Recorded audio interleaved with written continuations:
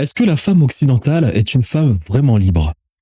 J'ai vu une vidéo sur la chaîne Le Crayon où un professeur d'école était en train de débattre avec un autre professeur d'école et a sorti quelque chose qui m'a sidéré. La femme occidentale est historiquement parlant la femme la plus libre. Mon Dieu. Alors malheureusement, et ça quand je dis malheureusement, c'est pour prévenir les femmes occidentales de la réalité dans laquelle elles se trouvent, la réalité de la société dans laquelle elles vivent. Historiquement parlant, malheureusement, la femme occidentale est celle qui a eu le moins de liberté.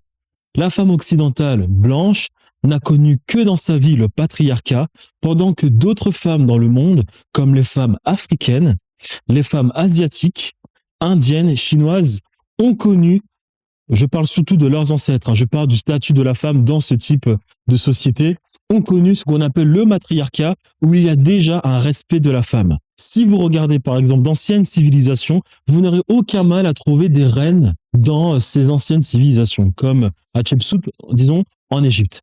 La femme occidentale, malheureusement, il a fallu attendre en Angleterre l'année 1918 pour qu'on commence à penser que la femme devrait peut-être avoir le droit de voter. Mais attention, il faut qu'elle ait 30 ans. Et là, on parle de l'Angleterre, c'est-à-dire le pays d'Europe qui était le plus riche, parce qu'il avait pillé tous les pays du monde. Il a pillé la France, l'Allemagne, la Hollande, l'Espagne, le Portugal, l'Inde, l'Afrique, la Chine, tout le monde. Donc ils étaient devenus tellement riches qu'ils se sont dit on va peut-être lâcher un peu de l'Est. Donc 1918, c'est la première fois qu'on pense c'est la première fois qu'on pense à donner un peu de liberté à la femme. Et par extension, les pays européens ont commencé à penser la même chose, qu'il faudrait peut-être donner un peu de liberté aux femmes. En France, par exemple, vous avez une femme, Marie Gouge, Olympe de Gouges. Première femme à avoir écrit les droits, la liberté, les droits de la liberté pour les femmes, un truc du genre, lors de la Révolution française. Savez-vous ce qu'on a fait de cette femme? Guillotinée. Ça, c'est la France. La France, elle donne pour la première fois des droits à la femme en 1944-45. Elle a le droit de voter. Mon Dieu, félicitations. Après des millénaires, enfin. Mais le pire, c'est quoi? C'est que la femme anglaise, par exemple, 1928, ensuite, elle a le droit de voter à partir de l'âge de 21 ans. Et bien plus tard, je pense après 10 ans plus tard, je pense qu'à 18 ans, la femme anglaise pouvait voter. La femme française, 1965, elle peut avoir un compte bancaire. Mon Dieu, mais c'est ça la liberté sur l'histoire. L'histoire, c'était pas il y a 200 ans. L'histoire, vous savez, c'est 20 000 ans au moins lorsqu'on parle de sédentarité. C'est-à-dire que l'Égypte, c'est 10 000 ans, 10 000 ans. Il y a la Chine, il y a l'Inde, il y a la vallée de l'Indus, il y a la Mésopotamie. Ces gens étaient là. En Égypte, il y avait des reines. Les Germaniques, c'était des barbares, quoi. Les Grecs le disaient, les Romains le disaient. On n'oublie pas, en Grèce, ils vous parlent de démocratie, mais les femmes sont des biens cheptels. Elles servent à pondre des enfants.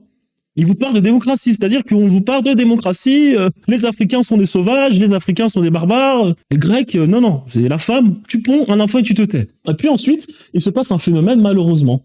Il se passe ensuite un phénomène qui est vraiment très malheureux. C'est que nous avons, par exemple, en France, un socialiste qui arrive au pouvoir, Mitterrand, et qu'à partir de cette période-là, la liberté des Français se voit beaucoup diminuer. Plus d'impôts, on peut moins dire certaines choses, et on l'a vu avec le temps. Ce qui veut dire que dans le fond, et ce que je viens de dire, ça s'est passé dans absolument toute l'Europe. C'est-à-dire que depuis maintenant pas mal de décennies, l'Europe, faut faire attention à ce que tu dis.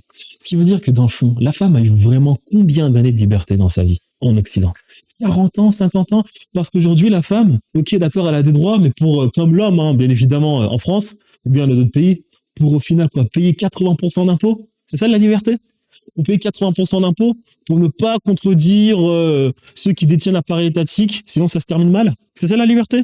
Donc historiquement parlant, malheureusement, si on fait le calcul, si on est rigoureux, la femme occidentale, c'est 40 ans de liberté. 40 ans de liberté sur le terrain. Donc non, malheureusement. Mais il faut qu'elle le sache. Il faut qu'elle le sache que malheureusement, elle a la peau dépigmentée, elle a toujours vécu avec des personnes qui sont profondément barbares et patriarcales. Et historiquement parlant, c'est comme ça. Malheureusement.